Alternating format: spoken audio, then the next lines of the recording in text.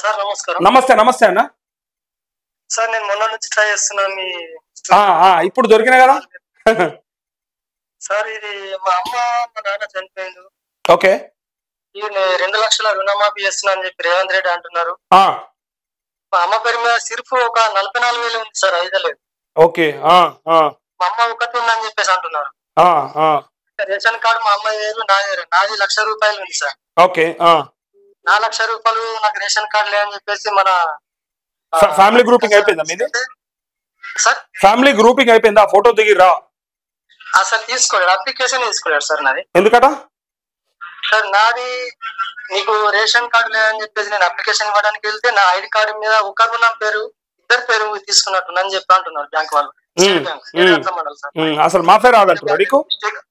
Sir మాఫీ రాదంటారు నీకు? Sir application తీసుకుంటారు, తర్వాత మళ్ళీ ఈ ప్రాసెస్ మళ్ళీ తర్వాత తీసుకుంటామంటే నెలల తరబడి మమ్మల్ని వెయిటింగ్ చేస్తే మేము బ్యాంకుల చుట్టూ అగ్రికల్చర్ చుట్టూ తిరుగుతా ఉంటే ఇక్కడ టోటల్ వ్యవసాయం ఎవరు చేస్తారు?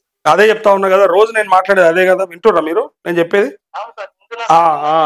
రైతులను ఇట్లా ఎందుకు తిప్పుకుంటా ఉన్నారు? చేసేదో 2 లక్షలు వేసేస్తే అయిపోతుంది. అదే సార్, నేను అప్పుడు బ్యాంక్ వెళ్తే మీ అమ్మ పేరు మీద 44,000, నీ పేరు మీద 1,00,000 ఉంది. అమౌంట్ ఫీ 1,50,000 దాటుతుంది కాబట్టి 2 లక్షల దాకా బ్యాంకుల చుట్టూ 2 లక్షల దాకా చూసాను, 2 లక్షల దాకా రాలేదు. అండ్ మా అమ్మ మా గ్రూప్ ఫ్యామిలీ వేరే, మా అన్న వాళ్ళు వేరే ఉంటారు, మా ఫ్యామిలీ మేము చిన్న మేము మా ఫ్యామిలీ వేరే. ఈ రోజు రేషన్ కార్డు లేదని చెప్పేసి ఓకే అడిగినా. ఇప్పుడు నా ఐడి నెంబర్ మీద మీది ఎక్కడ? ఏ ఊరు మీది? ఏ ఊరు? సర్టిఫికేట్ ఇస్తాను బ్యాంక్ వాళ్ళు, అగ్రికల్చర్ ఆఫీసర్ తీసుకుంటలేదు. అదే మీది ఏ ఊరు అంటున్నా? సార్ గుమ్మిరాలు సార్, ఏరేట్ల మండల్, గోల్కొండ నియోజకవర్గం. Sir okay okay. నేను ఎవరికి వెళ్ళాలా, ఎక్కడికి వెళ్ళాలా సార్? అయిన వాళ్ళు సంతోషపడుతున్నారు, కాని వాళ్ళేమో ఇలా బ్యాంకుల చుట్టూ తిరుగుతున్నారు. దీనికి ఎవరు చెప్తారు సమాధానం? ఎవరు రుణమాఫీ చేస్తారు? దీనికి సమాధానం మంత్రి చెప్పాలి, లేదంటే ముఖ్యమంత్రి చెప్పాలి సార్. వాళ్ళేమో లైవ్ చేసేస్తున్నాం. ఎందుకు సార్ రైతు భరోసా లేదు, గ్యాస్ సిలిండర్ కూడా 500 డబ్బులు వాడతలేవు. ఏమైనా హామీలు ఇచ్చి ఏ ఒక్క బస్సులు మాత్రం లేడీస్ వెళ్తున్నారు. ఒక పని చేయండి, మీరు ఎవరి చుట్టూ తిరగకూరి, టెన్షన్ పడకండి. నాకున్న ఇన్ఫర్మేషన్ ప్రకారము ఇప్పుడు ఇంతమంది అంటే రైతులు ఎవరికి రుణమాఫీ కాలేదు, సగానికి సగం మంది వెయిట్ చేస్తున్నారని ప్రతిపక్షాలు కూడా మాట్లాడు మొదలు పెట్టినాయి. కాబట్టి ఇప్పుడు అయ్యే అవకాశం కనిపిస్తుంది నాకు కూడా. ఇది వ్యతిరేకత వేసుకోరు ఇల్లు, ఆ మీడియాలలో కూడా వస్తూ ఉంటాయి. ఇప్పుడు నాలాంటోడు మాట్లాడుతూ ఉంటే వాళ్ళకి రీచ్ అవుతా ఉంటది. అందుకే ఇప్పుడు ఈ లైవ్ లా కాల్స్ తీసుకుంటా ఉన్నాము.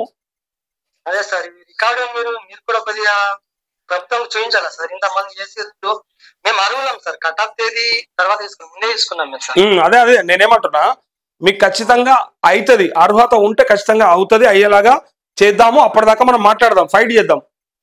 సార్ పిఎం కిసాన్ వాడుతున్నది,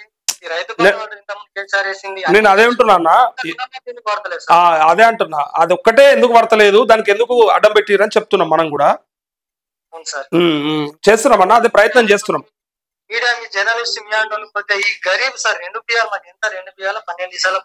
అన్నయ్యలో నాకు ఫోన్ చేసిన వాళ్ళంతా గరీబులే ఉంటారు అన్న. ఎందుకు తెలుసా? అవుతుందో కాదో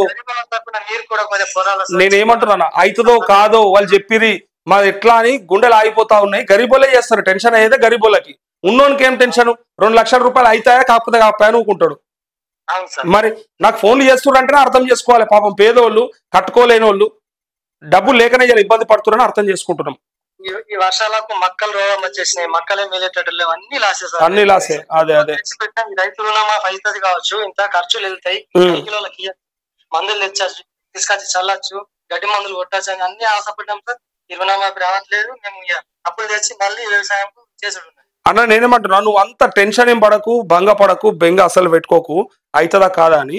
ఎందుకంటే ఖచ్చితంగా అయ్యేదాకా పోరాటం చేద్దామని వదిలిపెడతలేం మనం. సరే, థ్యాంక్ యూ.